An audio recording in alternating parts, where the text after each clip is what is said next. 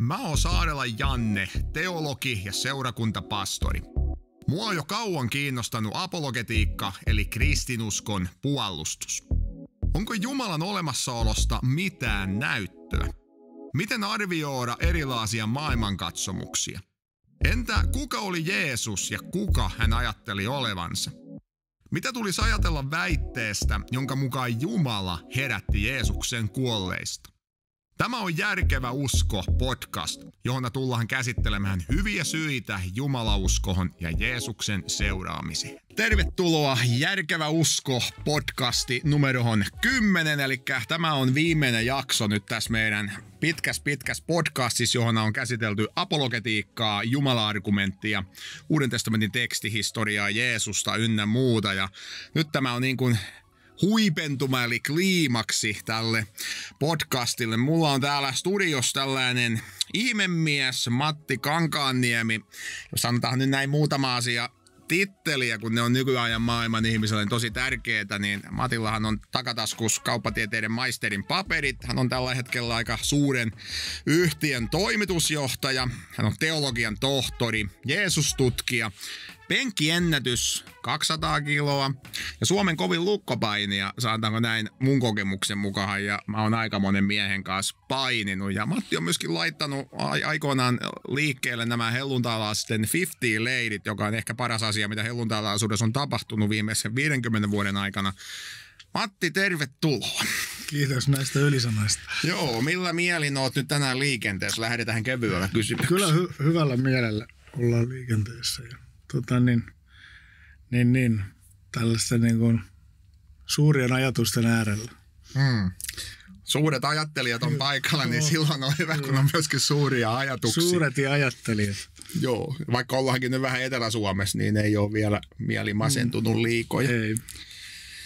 No sä oot montaa asiaa, kuten tässä kävi ilmi, ja on ihan mahdollista, että 2000 vuoden päästä nousee skeptikotutkijoita ja sanoo, että yksi mies ei voi olla näitä asioita, että no oliko Matti sitten pelkkä lukkopaini ja sitä jäädään odottelemaan, että eikö se ollut teologi ollenkaan, mutta kuitenkin niin sä oot Jeesus-tutkija, niin kuin mitä sä oot ehkä eniten nyt tehnyt.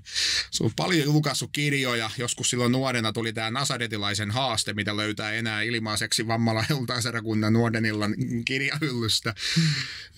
Väitöskirja on aiheesta, taitaa olla Gradukia sen tämä munkin mainostama AD30, joka oli viime jaksossa esillä, niin kerropas nyt vähän lyhyesti ihmisille, jotka miettii, mitä tarkoittaa, kun joku on Jeesus-tutkija, mitä se tekee? Joo, se on niin kuin yksi historian tutkimuksen alalaji, eli tällaista tieteellistä historian tutkimusta, jota nyt tehdään ylipäätään historian henkilöistä. Joku voi tutkia Mannerheimia, joku Napoleonia ja Kekkos-tutkijoita on paljon, ja sitten yhtenä tutkimuskohtana on Jeesus Nasaretilainen, ja ideana on nimenomaan se, että sitä tutkimusta tehdään niin kuin ihan samalla tavalla kuin mitä tahansa muuta historian henkilöä, samat periaatteet. Eli lyhykäisyydessään ihan tällaista historian tutkimusta. Joo, kyllä. No. Että se teologia on vähän niin kuin harhaanjohtava, että Suomessa niin kuin nämä historian tutkijat on niin kuin teologian tohtoreita, mutta se ei ehkä tarkalleen ottaen ole niinkään teologiaa, vaan historian tutkimusta. Joo, se on hyvä erottelu. Niin mä muistan, mitä N.T. Wright, jos on Uuden testamentin yksi tunnetumpia tutkijoita nykypäivänä, hänkin aika usein painottaa, että hän on nimenomaan historioitsija. Joo. Kun se kirjoittaa näitä aiheita, niin hän lähestyy asioita historioitsijana. Kyllä. No meidän tiedäthän kohta sun kanssa näin historiallisesti Keuruun isoskirjas 2010-2013. Mä olin itse siellä opiskelemassa vaimoni kanssa PA-tutkintoa ja mä muistan, sä opetit siellä silloinkin jo monia kurssia. Johanneksen evankeliumin kurssi oli yksi tällainen. Kreikka 3 oli yksi, mihin mä osallistuin. Ja sitten tietysti apologetiikka. Ja mä muistan, että tämä apologetiikka taisi olla viimeisen vuoden kurssi. Se antoi varmaan aika ison alkusysäyksen. Mä ehkä olin lukenut jotain Straubelia ennen sitä ynnä muuta. Ja en tiedä, kuka tietää, jossittelu, mutta voipi olla, että tätä podcastia, joka tuskin olisi syntynyt ilman tätä apologetiikan kurssia. Mutta jos nyt puhutaan taas susta, niin sä oot kauan ollut apologetiikan parissa. Sä oot jo kauasti kirjoittanut sitten ensimmäisiä kirjoja. Sulla oli nettisivustokin itse asiassa joskus, mikä ei ole enää saatavilla, Nick tai joku tällainen. Mikä sut aikoinaan niin kun sai ajautumahan apologetiikkaan nimenomaan? Vaihtoehto olisi niin paljon muitakin. Joo, kyllä se varmaan lähtee ihan varhaislapsuudesta siis siitä, että on aina niin kuin kiinnostanut jossain määrin tämän ajatusjärjestelmän sisäinen loogisuus, kun voisiko ajatella näin. Ja sitten oma äitini edusti hyvin tällaista niin kuin rationaalista lähestymistä uskoon, eli niin kuin pyrkimystä ymmärtää ja perustella ja jäsentää. Vaikka hän teki sitä maallikkopohjalta, niin toki paljon luki ja muuta. Niin ehkä sitten se, mikä meihin kaikkiin hyvin paljon vaikuttaa, on ylipäätään se, että millainen kuva me saadaan uskonnosta ennen 7 ikävuotta. Niin mulle se kuva on nyt jälkeenpäin tajunnut, niin on ollut aika lailla tämmöinen niin kuin osittain rationalisoiva. No sitten tietysti se sama ajattelu jatkuu vaihtelevalla tahdilla ja eka kertaa sitten niin kuin oikein semmoiseen jäsentyneeseen kuvioon niin törmäsin yläasteaikana ja ostin Tampereella luokkaretkellä Laukontorin kirpputorilta Uura Saarnivaaran vihreän kirjan. Voiko Raamattuun luottaa? Maksoin 54 markkaa siitä, mikä oli aika merkittävä summa budjetilleni. Ja sehän edusti tällaista hyvin tiukkaa fundamentalismia, jota niin ei ihan kauheasti enää Suomen herätyskristillisissä piireissä ole, mutta oli kuitenkin, ja siinä käsiteltiin niin kuin kaikkia ja ärhäkästi ja ehkä se loi niin kuin sellaisen pohjan, että vaikka mä nyt ajattelen monesta asiasta hyvin eri lailla kuin Saarnivaara, niin silti näen, että tällaisen lähtökehikon saamisella niin sillä on oma tärkeä merkityksensä ja siitä sitten on niin kuin vähitellen lähtenyt syveneen eri osa-alueet ja sitten itse sitten varsinaisesti erikoistuin näin niin kuin oman tieteen tekemisessä tähän niin kuin Jeesus-tutkimukseen ja tietysti vähän niin kuin poikkitieteellisesti, että kun on näitä kaikenlaisia sosiologiat, psykologiat ja muut, jotka on siinä sitten mukana, että on niiden kanssa jonkun verran telminyt myös, mutta vaikka nyt en ajattele niin, että usko olisi mikään sellainen sudoku, että kaikki numerot täytyy olla oikeassa kohdassa ja vähän on niin kuin likiarvoisuutta ja hämärää, niin tähän kuitenkin olennaisena liittyy kysymys siitä, että onko tällä meidän ajatusjärjestelmällä, uskonnolla niin kuin joku todellisuusvastine, vai onko se ihan vaan niin kuin ihmisten ylläpitämä tämmöinen kupla. Ja se on niin kuin kiehtova kysymys monelta tapaa ja se on ollut niin kuin mulla pohjalla tässä apologetiikassa, joka tavallaan on sitä, että teologian osa-alueita, historian osa-alueita niin kuin tarkastellaan sitä uskoa vasten tai niiden yhtymäkohtia.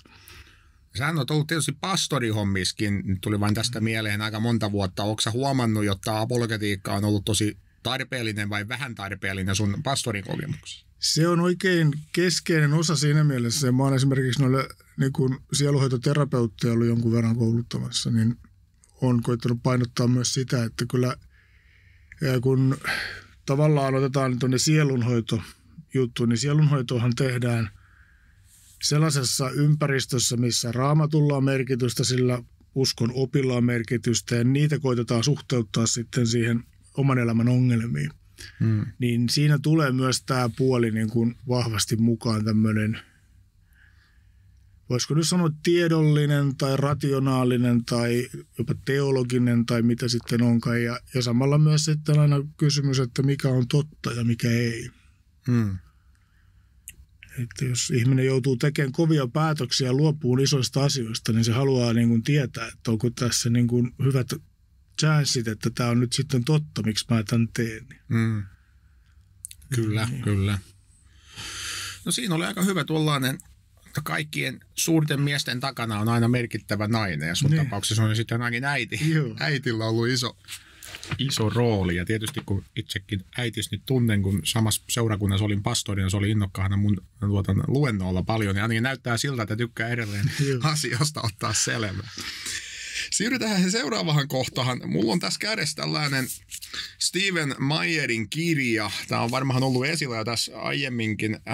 Englanniksi Return of God Hypothesis, eli Jumalahypoteesin paluu. Ja sitten alaotsikkona vielä, että 3 tieteellistä löytyä, jotka osoittavat tai paljastavat mielen universumin takana. Tämä on tosi uunituori, se on melkein lämmin vielä, taisi olla viime vuonna.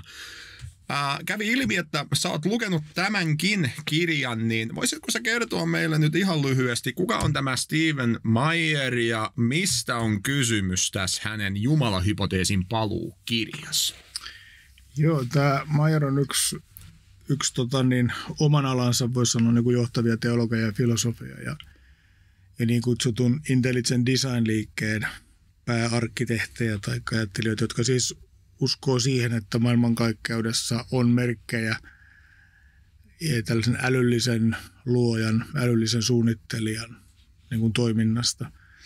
Ja hän on ollut mukana kehittämässä tietysti näitä filosofisia käsitteitä tämän asian käsittelyyn, mutta on sitten aika laajasti niin kuin myös käsitellyt niin kuin biologisen maailman osalta niitä, että onko siellä merkkejä siitä, että jossain olisi joku äly osallistunut toimintaan, mutta sitten tässä kirjassa hän sitten menee vielä vähän niin kuin tavallaan kauemmaksi tässä kosmologisessa historiassa ja käsittelee kysymystä siitä, että miksi, niin kuin, mitä varten maailmankaikkeus ylipäätään voi olla näin tarkasti viritetyssä muodossa. Eli pienetkin muutokset monissa maailmankaikkeuden arvoissa, puhutaan vakioista, niin eliminoisi elämän mahdollisuuden. Että tämä on aika pienestä kiinni tai hyvinkin pienestä. Ja tästä on ollut viimeisen 30-40 vuoden aikana niin kuin tullut paljon uutta dataa, joka niin kuin tukee tavallaan tätä hienovirityajatusta, että tämä on tosiaan erikoista, että tämä voi olla niin kuin, ikään kuin korttitalo pysyy kasassa. Ja nyt tämä Meyer on keskittynyt sitten näihin vaihtoehtoselityksiin, jolla sitä on niin kuin selitetty muun muassa tällainen multiuniversumihypoteesi, eli että on olemassa jossain tämmöinen, puhutaan yksinkertaisesti, niin generaattori, mikä jatkuvasti tuottaa universumeita ja näin. Niissä universumeissa, kun niitä tulee valtavasti, niin epätodennäköisetkin tapahtumat sattuu. Ja myös sitten tällaista niin kuin kvanttifysiikan maailmaa, johon helposti niin kuin heitetään jokerikorttina, että mutta tämä kvanttihomma. Ja sitten niin Meyer käy ne aika niin kuin tarkasti ja hyvin läpi, että oli kyllä todella niin kuin vaikuttava kirja, ja ajattelen, että ihan parhaita tämmöisiä tiedekirjoja, mitä on elämässäni lukenut. Joo, se oli aika kattava. Tuo multiversumi, niin käsittääkseni se taitaa olla ainakin 2 eri muodossa, mutta varmaan tutkijoita, jotka ajattelevat, että tällä hetkellä on jonain maailmankaikkeus, mihin Matti Kankaniemen ja Janne Saarela on johtavia ateistifilosofia, käy parasta aikaa keskustelua podcastissa. Mutta niin, kuinka vakuuttavana sitä pidetään, niin se on toinen kysymys. Ja tämähän on Meyerin, usko se 3. kirja, eikö hänellä ollut ensin se Signature-kirja, minä hän käsittelee vähän niin kuin DNAta. Joo, niin oli. Ja sitten oli näistä Kamprikauden räjähdyksestä. Sitä hän käsittelee aika pitkään. Joo, Darwin's Doubt. Joo, kyllä. Mä oon sen ekan kirjan kanssa lukenut 2 vain tiivistelmänä tästä. Ja se itse asiassa johdattaa tähän seuraavaan kysymykseen, koska niin kuin tässäkin on esillä tämä biologia. Ja aina kun me puhutaan biologiasta, niin me tietysti astutaan evoluution maailmaan. Ja tässä podcastissa niin ei olla itse asiassa puhuttu sinänsä nyt vielä tästä luomisen ja evoluution välisestä suhteesta. Mä oon tietysti tuonut esille näitä intelligent design-argumentteja, kuten monet on varmaan huomannut. Ja nyt jos palataan takaisin sinne vuoteen 2013, mä istuun apologetiikkakurssilla ja sä pidit sitä 3 viikkoa. Ja mä muistan tosi elävästi, sä tulit jääkiekkorepun kanssa, sulla oli se ruumisarkkukokoinen jääkiekkoreppu. Ja se oli täynnä niin kuin kirjoja evoluutiosta ja erilaisista näkemyksistä liittyen siihen, että miten tutkijat lähestyy luomista ja evoluutiota. Niin tähän nyt muutama kysymys, mutta aloitetaan sillä, että miksi sä oot selvästi aikoinaan käyttänyt tosi paljon aikaa lukemalla nähtävästi siis ihan oikeasti sen kottikärryllisen kirjoja justi tästä evoluutioasiasta. Onko se vain pakko, kun sä oot perehtynyt apologetiikkaan, vaan kiehtooko siinä joku erityisesti evoluutiossa sitten? Kyllä siinä oli niin kuin monta syytä varmasti. Ja yksi on se, että ihan niin kuin kiinnostaa edelleen niin kuin biologia ja geologia ja eniten kiinnostaa kaikki. Ja et siinä on ihan niin kuin tätäkin puolta. Sitten se on ollut niin kuin paikka, kohta, josta mä itse pääsin tieteen filosofiaan sisälle näistä keskusteluista. Ja siihen niin kuin tieteen mekanismeihin ja tieteelliseen keskusteluun, josta on ollut tosi paljon hyötyä sitten ihan paljon sen jälkeenkin. Ja se on ollut niin kuin, ja oli varsinkin niin kuin mun lapsuus, nuoruus, niin semmoinen klassinen kohta, jossa nämä maailmat törmäsi, tämä evoluutio juttu. Ja sitten siihen liittyy valtavan isoja tunteita ihmisillä, mikä sekin on niin kuin kiinnostavaa, että ihmisiä menee ihan sekaisin, kun se, jos jollain tavalla horjutetaan sitä, mitä he itse siitä ajattelevat. Et siinä on niin kuin monta tällaista syytä, mitä varten se on niin kuin kiinnostava osa-alue. Ja samalla myös sitten hyvin haastava, koska joudutaan olemaan niin valtavan määrän erilaisia tieteen osa-alueita kanssa tekemisissä, että ei kukaan niin kuin hallitse lähimainkaan sitä kenttää. Että meidän on niin kuin vaan jotenkin yritettävä hahmottaa kokonaisuutta ja sitten niin kuin ehkä löytää sieltä jotain semmoisia kiinnekohtia, joihin me niin kuin perustetaan sitä omaa näkemystämme tai muuta. Ja tämähän on niin kuin, kun tässä puhutaan näistä kirjalasteista ja kirjahyllyistä ja kottikärryistä, niin hyvin tyypillistä, että aiheesta niin kuin jotain lausuvat ja puhuvat eivät ole itse juurikaan lukenut eikä perehtynyt siihen. Tässä se niin kuin oikein huutaa. Että siis on, niin kuin Suomessakin on kirjoittaja, joka kirjoittaa kirjoja aiheesta ilman, että he on niin kuin sukeltanut kunnolla sinne syvään päähän ja pyrkinyt oikeasti ymmärtämään, että mitä tämä kirjoittaja ajattelee, vaikka se nyt on eri mieltä kuin minä. Että ei vaan niin kuin hae sieltä kohtia, joihin niin kuin sitten hyökätä, vaan että mikä on se kokonaiskertomus. Joo, ja tuosta ei sitä ole pitkä, mä kuuntelin Matti Leisolaa ja luentoa hän sitä sanoo, että ihan viime vuosikymmenenkin aikana, että se tutkimus, kun se on mennyt niin tällaiseksi pilkuviilaamiseksi, ja joku tohtori voi tutkia ihan itse asiassa saman eliön jotain eri osaa, toinen taas tutkii saman eliön toista osaa, ne ei taas tiedä toisia tutkimuksesta paljon mitään. Se on satoja, ellei tuhansia tutkimusalueita, ja niin se tekee tietysti apologetiikastakin hankalaa, kun pitäisi olla pian kaikki tietävät, että pystyy kaikkeen vastata ja kaikesta pysyä kärryillä. Tämä tietysti johtaa tähän toiseen kysymykseen. Mitenkä nyt sitten perusajattelevaa sen uskovaa sen pitäisi tässä asiassa ottaa huomioon? Eli nythän monella on sellainen käsitys, varsinkin niillä, jotka ei ole varmaan avannut ekaakaan sivua. Heillä on se ajatus, että sä uskot joko evoluutioon tai sitten sä uskot luomiseen ja meillä on kaksi vaihtoehtoa. Mikä on oikeasti tämä tilanne tässä niin kuin pelikentällä? Kuinka paljon siellä pyörii niin kuin näkemyksiä vai onko se näin, että sä oot joko evoluutiokaveri tai sä oot luomiskaveri? Ja onko siellä jonkinlaisia kouluja? Siellä on vaikka mitä. Että jos ajatellaan, niin kuin, jos mennään ihan ensin näihin argumentteihin, miten nyt vaikka tämä Maier esittää Jumalan olemassaolon puolesta, tämä kosmiset hienoviritykset ja muut, niin on paljon fyysikkoja, filosofeja ja kosmologeja, jotka uskoo tähän argumenttiin, että niin kuin luomakunta tässä mielessä niin kuin puhuu siitä, että taustalla on luoja ja suunnittelija, joka on niin kuin virittänyt tämän, niin kuin piano tai flyykeli viritetään, että monta kieltä pistetään tarkasti tietyille hertsitaajuuksille värähtelee ja se mahdollistaa sitten sen, että joku soittaa sitä. Mutta he uskoo sen, että biologinen evoluutio selittää elämän syntymisen niin kuin alusta loppuun sen koko kertomuksen. Tämä on niin kuin sellainen, joka on aika yleinen näkökulma.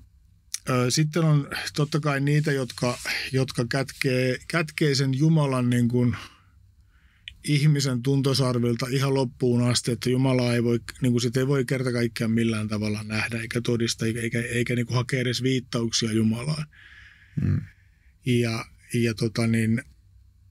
Sitten se on nyt tietysti sitten oma lukunsa, mistä se jumaluus sitten niin kuin, miksi siihen Jumalaan uskotaan, mutta tällainen näkemys kuitenkin on.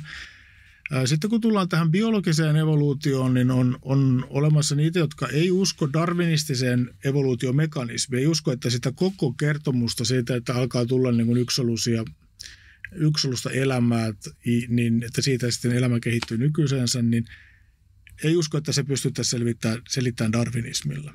Ei välttämättä tuoda mukaan mitään Jumalaa tai tällaista älyä, vaan on teorioita siitä, että se on itse järjestäytyvää, että se vaan menee erilaisilla lailla, jota me ei vaan vielä tiedetä.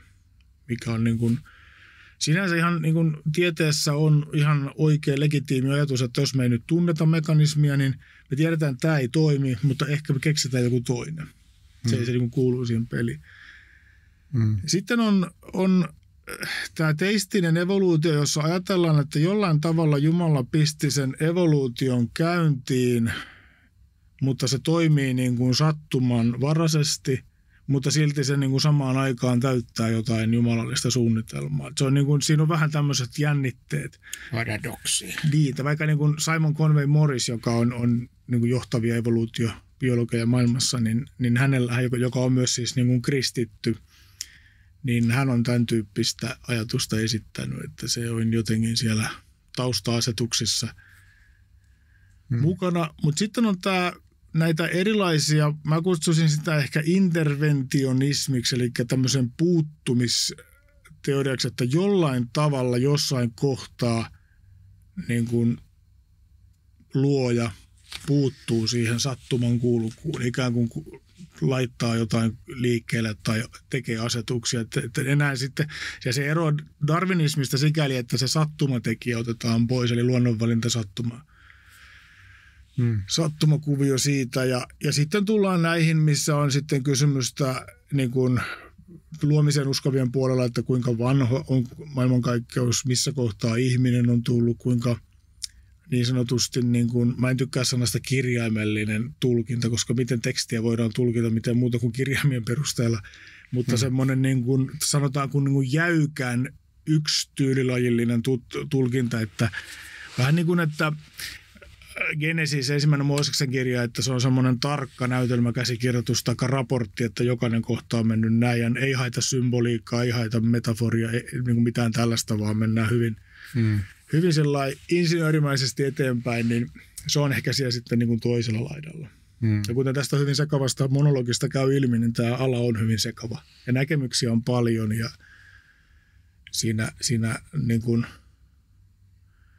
mistä sitten lähdetään, ei nyt välttämättä aina edes valitse, mutta se on kuitenkin hyvä jotenkin osata sijoittaa, että missä sitten niin kuin keskustelu menee. Kun julkisuudessa puhutaan vaikka evoluutiosta, niin aina vastinparina on kreationismi. Ja siitä kreationismista otetaan nuorimmaa kreationismi ja yleensä siitä vielä niin kuin hyvin sellainen poliittisesti oikeistolaisittain värittynyt militantti versio. Ja sitten taas siellä puolella, niin puhutaan evoluutiosta, niin mielellään otetaan niin kuin Hitleri esimerkiksi, että Hitleri menee loogisesti evoluution puitteissa. Ja tämä nyt on vähän sellaista, että on kaivattu juoksuhaudat ja ammuskellaan granaatiheittimillä kumpaankin suuntaan ja 100 metriä ohitte kummastakin paikasta. Se ei keskustelu oikein tiedä mihinkään, mutta tätä se niin kuin paljolti on. En tiedä, tuli tässä mieleen tämä erittäin tunnettu ateistifilosofi Thomas Nagel, joka ihan muutama vuosi sitten kirjoitti sen Mieli ja kosmos. Ja se on tosi mielenkiintoinen se alaotsikko, kun mä muistan oikein, miksi uusi darwinistinen evoluutiomalli on lähes varmasti epätosi jotenkin näin. Ja Nagelhan siinä kirjassa heitti siis vain, ja tähän lyö viikkorhansa vetoa, että menee sukupolvi tai kaksi, niin tutkijat niin kuin joutuu heittää roskiin tämän darwinistisen mallin. Onko sä huomannut kirjallisuudessa tällaista niin kuin samanlaasta, että perustuuko tämä Nagelin heitto, niin kuin, onko sulla siihen kommenttia? Se on varmaan aika paljon riippuu, niin kuin, että mitä kirjallisuutta luetaan ja niin kuin Nagel lähtee filosofian suunnasta, niin en epäile niin kuin Nagelin, että se olisi sitä niin mitenkään sepittänyt. Ja Nagelihan itse sanoi, että hän ei pysty mihinkään Jumalaan uskoon, että häneltä vähän niin kuin puuttuu se nappula päästä, että tulisi tällaista, mutta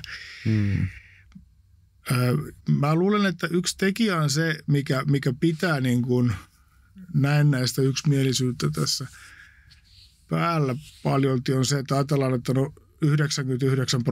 tiedemiehistä uskoo näin. Mutta kun sitten 99% niistä tiedemiehistä niin ei omassa tutkimustyössään millään tavalla kosketa tämän kokonaisteorian niin kuin sitä juttua. Että Että mehän tiedetään, että evoluutio tapahtuu ja darwinismi toimii elämän vaihtelun selittäjänä niin kuin loistavasti monessa kohtaa. Siis me pystytään tekemään empiiristä tutkimusta, me havaitaan laboratoriossa sitä, me havaitaan sitä luonnossa ja näin edespäin. Kysymys on nyt siitä, että pystytäänkö tällä mekanismikokonaisuudella selittämään tämä maailmanhistoria, elämänhistoria kokonaisuudessa. Ja eihän tätä kysymystä käsittele kuin ihan niin kuin häviävän pieni promille niin kuin tieteellistä tutkimuksesta. Joo. No nyt jos meillä on joku kuulija, joka on ehkä niin kuin vähän, ei ole niin kuin tähän hirviästi, on jäänyt Meyerit ja kumppanit lukematta. Olisiko joku 1 tai 2 teosta suomeksi, mistä pääsisi tähän niin kuin kärrylle ja englanniksikin voi suositella, mitä sä sanoisit? Mä ottaisin tietysti nyt tätä Meyeria suosittelen niin kuin lukeen englanninkielisestä kirjallisuudesta. Vaikka tämä on aika vaativa kirja, niin ehkä jopa aluksi, että lukee siihen sitten jotain, mikä vähän tukee sitä, että ymmärtää käsitteitä. Suomeksi on Rope Kojonen kirjoittanut nyt niin kuin hyvän kirjan Evoluution luominen. Että niin kuin se kartoittaa tätä keskustelua ja tuo siihen niin kuin tätä teologista tulkintaa puolta aika paljon. Ja se, mikä Kojosen kirjasta tekee harvinaisen, on se, että se on niin kuin ensinnäkin oikeasti lukenut kirjoja laajasti ja sitten tehnyt väitöskirjansa myös niin kuin aiheeseen liittyen ja aika maltillisesti tai hyvin maltillisesti niin kuin ottaa huomioon eri näkökulmia. Siinä on niin kuin pommivyötä päällä, niin mä kyllä suosittelisin kaikille aiheesta kiinnostuneille, että lukisi sen Kojosen kirjan. Ja, ja siis ylipäätään, jos Kojonen on jotain kirjoittanut, niin se mun mielestä melkein kannattaa lukea, että se on hyvin painavaa tekstiä. Nuoreksi kaveriksi saanut paljon aikaa. Kyllä. Joo. En tiedä, ei ole varmaan kovin kaukana meikäläisen iästä. Veikka, se on tuo samalla vuosikymmenellä syntynyt. Siirrytään tästä itse asiassa pikkuhiljaa Jeesukseen. Mähän olen nyt käsitellyt Jeesusta tässä jakson 8. Aikalla kävi hänen niin kuin peruselämänsä jollain lailla perustoiminnan ja sitten edellinen jakso mä yritin antaa argumenttia ylösnousemuksen puolesta. Mutta uskon, että kuulijat on nyt kiinnostuneita myöskin sun analyysistä. Tämä on kaikkein lähimpänä ehkä tätä sun osaamisaluetta myöskin. Niin mikä sua henkilökohtaisesti viehättää Jeesuksessa? Tunnet nyt Jeesuksen niin kuin omat taskus lähteiden perusteella, niin mikä Jeesuksesta tekee niin kuin erilaasen? Nyt sitten, että miksi et sä ole Kekkostutkija tai joku toinen tutkija? Niin. Mikä Jeesuksessa niin kuin vetoaa tai on sun vedonnut? Se on hyvä kysymys. Totta kai se varmaan liittyy tämmöiseen uskonnolliseen sen pohdintaan. Ja mä muistan joskus, oli Missio Ikaalinen joskus 80-luvun lopulla ja olin siellä kuuntelemassa Kalevi Lehtistä, joka veti siellä niin kuin tämmöisen apologeettisen setin, eli se puhui Jeesuksen ylösnousemuksesta. Ja siitä meni sitten useampi vuosi, niin monen vaiheen kautta olimme kauppakorkeassa silloin ja löysin sellaisen venäjänkielisen traktaattikirjan kuin Dagas Rattarstva Vaskreseni, eli ylösnousemuksen todisteet. Se oli Josh McDowellin englannilaisesta kirjasta tehty venäjänkielinen traktaattikäännös. Okay. Ja oli niin tämmöisen kurssi, että mä luin sen kirjan siellä luennoilla ja huomasin, että hei, tästähän tämä siis Kalevi Lehtinen silloin puhui, että se on niin tästä saanut sen runkonsa, sieltä mikä kävi ilmi sitten myöhemmin, että näin olikin. Ja se jollain tavalla niin kuin oli kauhean kiinnostava niin kuin siinä se ylösnousemuskuvio että sitten mä lähdin niin kuin sitä vähän enemmänkin aina sitten pohtia lueskeleen ja muuta, että mä niin kuin sitä kautta tulin sitten tähän Jeesus-tutkimukseen sieltä ylösnousemus niin kuin pääsiäisestä. Ja sen jälkeen on tietysti sitten alkanut enemmän kiinnostaa se niin kuin kaikki muukin siinä Jeesuksen elämässä ja opetuksessa ja sen suhde niin kuin vaikka tämmöiseen yhteiskuntaetiikkaan, mistä on nyt kaikkein viimeksi kirjoittanut Jeesuksesta, ne liittyy nimenomaan tähän yhteiskuntaetiikkaan. Ja Jeesus vaan on niin kuin sellainen hahmo, jos mä mietin 2 ei-kristittyä tutkijaa, jotka totesi, Bart Ehrman taisi kirjoittaa sitä, että kun Jeesus vaan on niin kuin maailmanhistorian vaikutusvaltaisin henkilö, tai eniten vaikuttanut siihen, ainakin näin niin kuin länsimaisittain katsottuna. Ja se tekee kiinnostavan.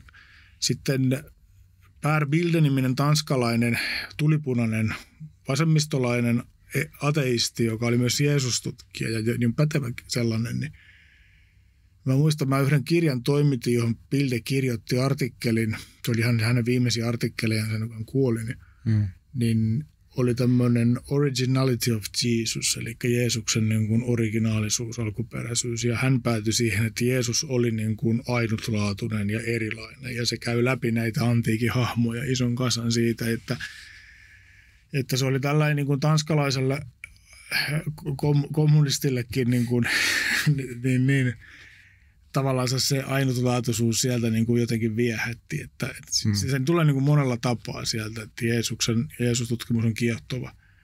Samaten sitten kiinnostaa tietysti se, että kun eri vuosisatoina, eri aikoina, erilaiset yhteiskunnalliset tilanteet ja ideologiat, ne on vaikuttanut Jeesus-tutkimukseen.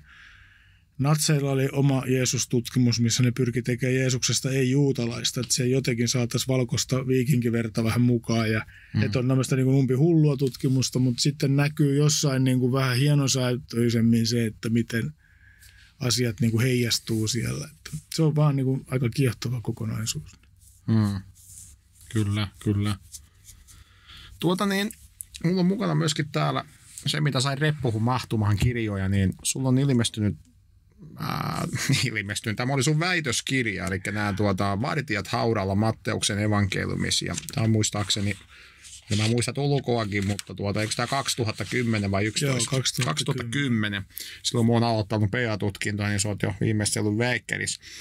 Eli sä käsittelet tässä näitä Matteuksen evankeliumin Vartijat haudalla kertomusta, ja mä voisin tähän lämmittelyksi, kuten tässä kanneskin lukoin, tämä kertomus löytyy Matteus 2.7 ja Matteus 2.8, niin mä vähän luen tähän näitä tekstiä ja kysyn sulta sitten muutaman kysymyksen, niin seuraavana päivänä, joka oli valmistuspäivän jälkeinen, ylipapit ja fariseukset kokoontuivat Pilatuksen luo ja sanoivat, Herra, me muistamme sen villitsijän vielä eläessään sanoneen, 3 päivän kuluttua minä nousen ylös. Käske siis tarkasti vartioida hautaa 3. päivään asti, etteivät hänen opetuslapsensa tulisi ja varastaisi häntä ja sanoisi kansalle, hän nousi kuolleista.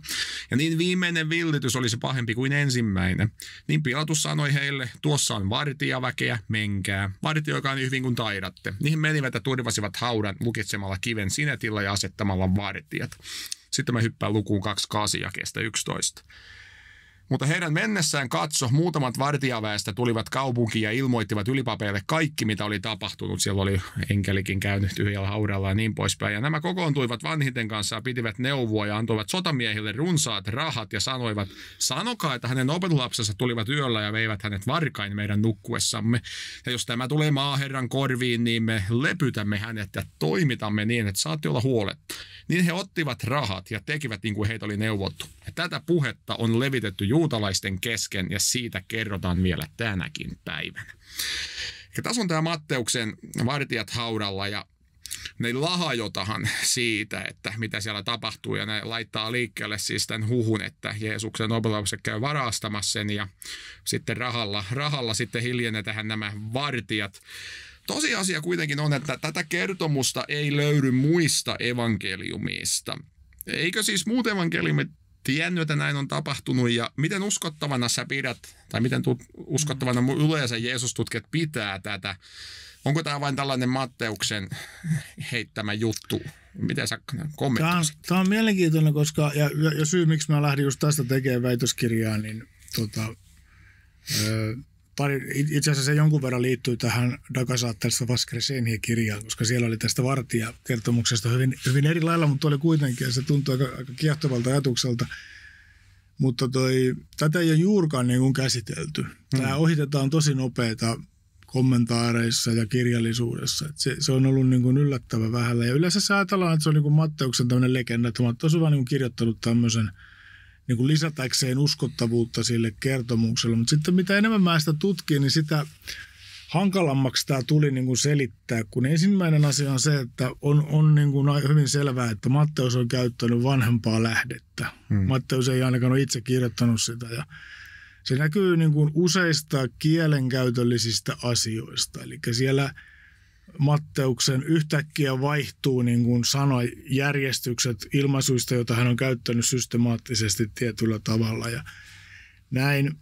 Ja lopulta mä niin kuin sitten päädyin sen tyyppiseen teoriaan tässä, että alun alkaen niin kuin vartioista on siis niistä ensimmäisenä puhunut niin kuin tämä Jerusalemin eliitti, tämä, jotka Jeesuksen ristiin naulitutti, nämä juutalaiset ylipapit.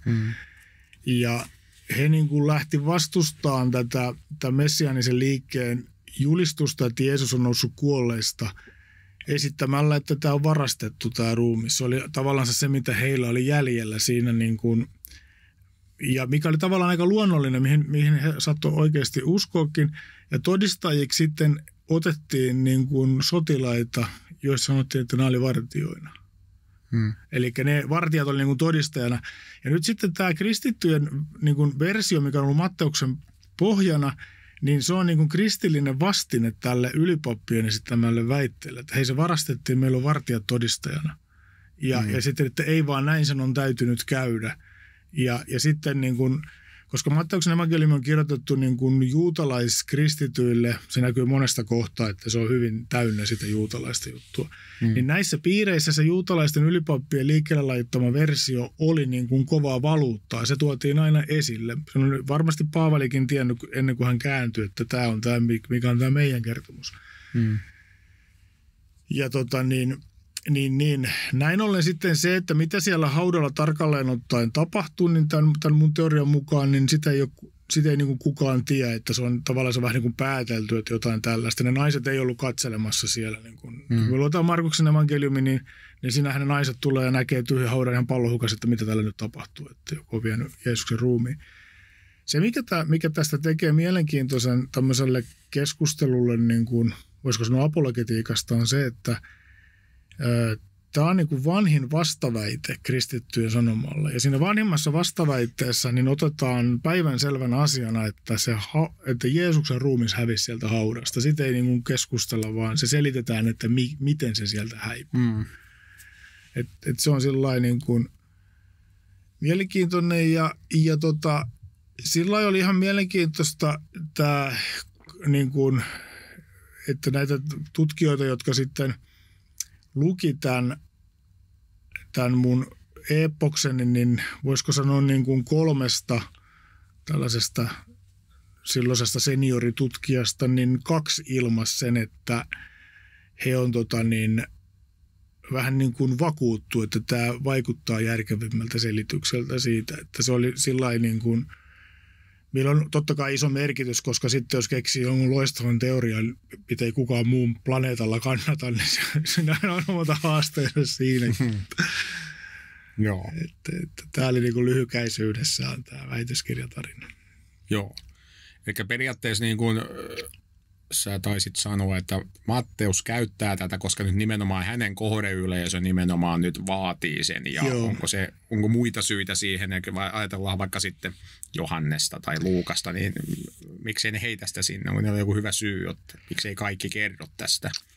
Se on varmaan, siis mä ajattelin niin esimerkiksi Markuksella näkyy selkeästi, että se primääriyleisö, ensisijainen yleisö, jolle se kirjoitetaan, niin se ei ole mitenkään erityisen juutalainen. Siinähän selitetään juutalaisia tapoja Markukselle ja näin edespäin. Niin se ei ole ollut siellä relevantti, niin tämmöiseen kuvioon ei tarvitse ottaa kantaa. Että ei välttämättä edes haluta tuoda aina sitä kilpailevaa teoriaa siihen mukaan. Että se olisi se, niin kuin se olosuhde, mikä sitten siinä olisi niin kuin, vaikuttanut, että siihen on koettu tarpeelliseksi. Tarpeelliseksi niin kuin ottaa kantaa. Joo, kyllä. Jos me pikkusen menen taas askeleen eteenpäin ja nyt ruvetaan olemaan aika lopussa tätä meidän dialogia, niin Jeesuksestahan ei oikeastaan voi puhua ilman, että ottaa kantaa ihmeisiin. Jeesus tekee ainakin yli 30 ihmettä muistaakseni evankeliumissa ja nyt kuvitellaan, meillä on kuulijanakin varmasti kaiken karvaasta miestä ja naista, niin siellä on joku, joka ajattelee, kuten moni nykyään, jotta tiedehän on osoittanut, että siis ihmeet ei tapa. Mikä olisi sun vastaus tällaiseen ajatukseen, että miten sä voit enää 2000-luvun tieteellisellä aikakausilla uskoa tällaiseen huppapuppamaailmaan, minä mukaan kuolleet nousee? Joo, tämä on hyvä kysymys, kun jos ajatellaan nyt lähtökohtaisesti ihmettä, että tapahtuisi oikeasti niin kuin sellainen, että joku toisulotteinen voima, äly, yhtäkkiä puuttuu tapahtumiin niin, että tapahtuu niin kuin luonnonlakien tämmöinen totaalinen, mutta hetkellinen muutos. Niin tämähän pitää olla jossain määrin niin kuin satunnaisesti tapahtuva silloin tällöin, koska jos se olisi aina niin kuin vakiona, niin se olisi joku uusi luonnonlaki tai tällainen. Ja se tekee tästä jo niin kuin olemuksellisesti aika haastava, mutta kyllä sitten kun on niin kuin, mä ajattelin nyt kun olin pastorina, että minkälaisiin kertomuksia ja tapauksiin niin kuin törmäsi. Paljon on sellaista herkkäuskoisuutta. Meillä ihmisillä on taipumus nähdä kaavoja. Samalla kun me katsotaan pilveä, niin se alkaa muistuttaa naapurin Perttiä aika nopeasti ja muuta sellaista. Me haetaan isompia yhtäläisyyksiä, mitä oikeasti löytyy ja näin edespäin. On huijauksia, tarinat kasvaa ja muuta tällaista. Mutta sitten kaiken tämän lisäksi niin on sitten kuitenkin niin hämmentävän erikoisia tapahtumia, että niitä on vaikea sulkea pois. Mä ajattelen tämmöisiä esimerkkejä, että joku rukoilee jonkun puolesta ja se puhuu sille kieltä, jota se ei osaa. Että Kukkulan Artturi, joka oli meillä seurakunnassa tämmöinen old school tapaus, niin hänellä esimerkiksi oli afrikkalainen pastori Keniasta, ja oli raamattuopistollinen ja siellä rukoili ja Artturi meni rukoilemaan sen puolesta ja rukoili sillä sen heimokielellä, että ei edes niin kuin suahiliksi, joka oli se yleiskieli Keniassa, mitä voidaan ajatella, että Artturi olisi joskus kuullut jotain suahilinkielisiä pätkiä jostain, vaan se oli se joku, mikä vuoristokieli se sitten oli. Ja sitten jos se vielä näissä tilanteissa liittyy jotenkin järkevästi siihen tilanteeseen, että se ei ole mikään tosiaan niin kuin jäätelömainos tai joku tämmöinen vaan muuta, niin sitten, että me tämä selitetään niin kuin jollain vähän virkeämmällä olotilalla tai aivokäyrillä, niin se on aika vaikea. Paranemisihmeistä, niin vastaavanlaisia niin kuin on hyvin äkillisiä, selittämättömiä paranemisjuttuja, joihin sitten vaikka liittyy tämmöinen ennalta tietäminen jotenkin ja sellaista, niin jos mä ajattelen itse oma tyttäreni, joka oli kohdussa silloin sikiönä ja 2 eri lääkäriä totesi, että se on niin kuin kuollut se sikiö, että se pitää kaapia pois sieltä ja vaimolla oli silloin isot nämä keskenmeno-oireet ja kaikki. Se oli semmoinen päivä, kun oli oikein pahana, niin sitten niin kuin yksi meidän sukulainen, joka ei tästä tiennyt, niin sillä oli aamulla sanonut, että hän koki, että Jumala käski rukoilla tämän raskauden puolesta. Oli rukoillut. Ja sitten mulle tuli semmoinen olo, että mun pitää niin kuin vaan rukoilla ja tällainen öljyllä voitelemisriitti. Ja mä sitten tein ja vaan sitten jonkun yksinkertaisen rukouksen rukoilin, niin sitten niin kuin vaimo sanoi, että hänet heitettiin niin kuin semmoiseen pumpuun ja kaikki kivut hävisi yhtäkkiä ja sitten kun oliko se nyt sitten seuraava päivä, kun piti mennä sinne kaavintaan, niin se lääkäri ajatteli, että teitä varmistetaan nyt vielä, että se varmasti on kuollut. Niin se olikin säpi täysillä se sikiö siellä. Ja ja tästä on nyt sitten 19 plus vuotta aikaa. Ja siinä oli niin kuin monta tämmöistä kohtaa. Totta kai tämä nyt ei ole vielä mitenkään niin kuin kaikkein hardcoreimpia, mitä on kuullut ja muuta, mutta kun se tapahtuu omassa elämässä, niin se tietysti niin kuin vaikuttaa aika paljon. Että jos sitten ajattelee, että mä niin kuin systemaattisesti laitan nämä kaikki syrjään ja selitän, että mulla on näihin joku tämmöinen juttu, niin mä en tiedä sitten kuinka älyllisesti uskottavana mä voin pitää sitä niin kuin ihan itseni kanssa enää sen jälkeen. Voitaisiin vähän niin kuin Richard Swinburne taisi joskus sanoa, joka on tietysti kirjoittanut aika paljonkin apologetiikasta, jotta jos oikeasti on olemassa tällainen Jumala, johon me uskotaan, niin meidän pitäisi jopa odottaa, että hän puuttuu tämän maailman meno. Mutta ihan totta, niin kuin monesti se voi olla, että sä voit lukea Craig Keenerin 1200-sivuisen Miracles-kirjaa, se ei välttämättä hetkauta, mutta se tulee yksi juttu omahan elämään, mutta kun se on oma elämä, niin silloin se niin kuin se osuu. Tätä on niin kuin mielenkiintoista, että kun seuraa muutenkin tätä maailmaa, niin kyllähän se niin kuin paljon näyttää, että eihän ihmisten elämässä tarvitse välttämättä tapahtua kovinkaan merkittäviä juttuja, kun ne voi olla käänteen tekeviä. Ne voi muuttaa maailmankatsomuksia juttuja meille pienen jutun takia, mutta heille niin kuin se on iso. Eikä ihmisillä ole aina sitä tarvetta niin kuin tehdä juttuja. Niin kuin yksi tapaus oli sellainen, kun mies tuli mun tykö jutteli ja kertoi, että oli myös erikoinen rukoustilanne, että hänelle oli niin kuin hänen poikansa parantunut kehitysvammasta. Ja hän oli sitten niin kuin ollut kuitenkin edelleen siellä koulussa, joka oli ollut se kehitysvammaisten koulu ja yhtäkkiä luokan priimus ja kaikesta 10, kun oli niin kuin muuttunut. Ja siinä oli erikoisia tapauksia. Mä sitten, kun hän oli kertonut tämän kertomuksen, niin kuin kysyin sitä sitten, että miten, niin kuin, haluatko sä, että tästä kerrotaan jotain vai vähän niin kuin sillä lailla koitin kohteliaasti kysyä, että miksi sä kerrot mulle, niin vastaus oli, että halusin vaan jonkun kanssa käydä tämän jutun läpi, että en halua mitään sen enempää. Ja mä törmäsin pastorina tähän aika paljon, että ihmisille tapahtuu erikoisia asioita ja ihan siis täyspäisille, ei yhtään harhaisille tai tämmöisille niin kuin paranoidista taipuville ihmisille. Ja ne ei halua tehdä sitä pienintäkään numeroa, vaan ne vaan haluaa käydä se jotenkin läpi niin kuin pastorin kanssa ja sitten taas mennään. Että tämä saattaa olla hyvin niin kuin suomalainen ilmiö kyllä, että ei ole heti televisiokanavaa pystyssä, kun pääsärky hellittää. Että. Niin, no monesti se on se joidenkin naivien toisin ajattelevien ajatuskin, jotta niin kuin heti kaikki haluaa julkisuuteen, kun vähänkin tapahtuu. Joo. Ja sä taas sanot, että sun kokemus sitten se osoittaa juuri toista. Niin, että tämä ei olekaan vaan tällainen ekstroverttien markkinat. Että. Joo, kyllä. Me ollaan aika lopussa itse asiassa nyt tätä meidän, tai ainakin näitä kysymyksiä, joita itse olin tänne ajatellut sulle heittää. Ja jos mä itse asiassa jopa siirtyisin tähän viimeiseen kysymykseen, tämä on tosi helppo. Kaikkien näiden maailmankatsomusten ja uskontojen markkinoilla, niin Matti Kankaanniemi, miksi juuri kristinusko? Mä oon taktisesti juon vettä tässä vaiheessa. Anteeksi, juon vettä, joo siellä YouTubessakin. Miksi juuri kristinusko? Miten sä lähtisit, jos sulla sanoo niin kuin jonkun verran aikaa, niin henkilöllistä perustelemaan intuitiivisesti? Joo. Tässä on varmaan niin kuin nyt se, että mulle, jos mä puhun nyt tällä henkilökohtaisella uskon tasolla, enkä minä filosofilla, niin ehkä se olennainen homma ei ole niin vahvasti, että kaikki muut on väärässä, vaan että mulla on itselläni niin kuin hyvä likiarvoinen ote totuudesta. Siis sillä lailla, että niin kuin jos mä ajattelen Jumalaan, niin mä ajattelen tätä tämmöinen, puhutaan seemiläisestä teismistä, eli tämä tämmöinen Lähi-idän yksijumalaisuus, johon me uskotaan, myös juutalaiset ja muslimit uskoo siihen. Plus sitten niin kuin hyvin monet. John Beatty-niminen afrikkalainen uskontotieteilijä on esittänyt näkemyksen, jonka mukaan kaikki afrikkalaiset uskonnot ja niin kuin tämmöiset etniset uskomusjärjestelmät pohjautuu yksijumalaisuuteen. On olemassa luoja Jumala kaiken taustalla. Että se on niin kuin laaja kuvio.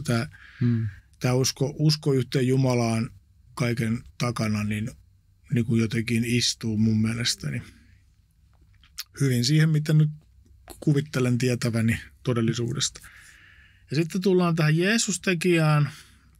Kirjoitin tosiaan yli 20 vuotta sitten kirjan tai esseen Nasaretilaisen haaste. Ja vaikka kirjoittaisin sen nyt toisella tavalla ja toivottavasti löydän aikaa kirjoittaa, niin perusidea on nimenomaan se, että mitä me tehdään Jeesukselle. Että miten se Jeesus niin kuin saadaan mahtuun siihen maailmankuvaan.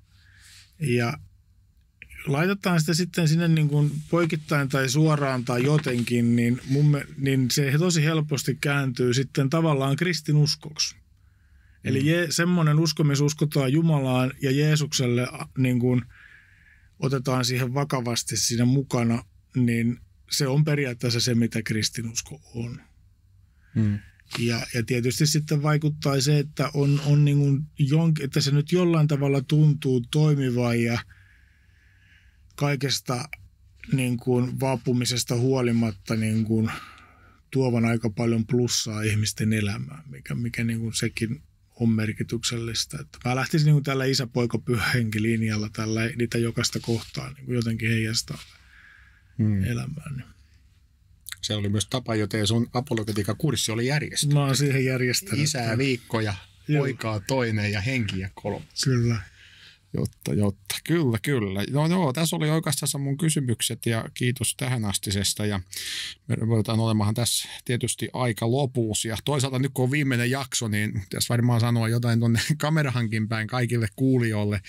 Ja mehän ollaan nyt 10 jaksoa käsitelty apologetiikkaa ja mä oon ihan tahallani päättänyt tällaisen teeman, mihin tämä podcasti kantaa nimeä järkevä usko ja monelle se kuulostaa paistettu jääpala niin kuin yhdistelmältä paradoksi, mutta mä oon ainakin itse vakuuttunut siitä, että me pystytään löytämään monia järkeviä argumentteja kristinuskon tueksi ja mä oon yrittänyt nyt tämän 9 jakson aikana sitä sitten osoittaa.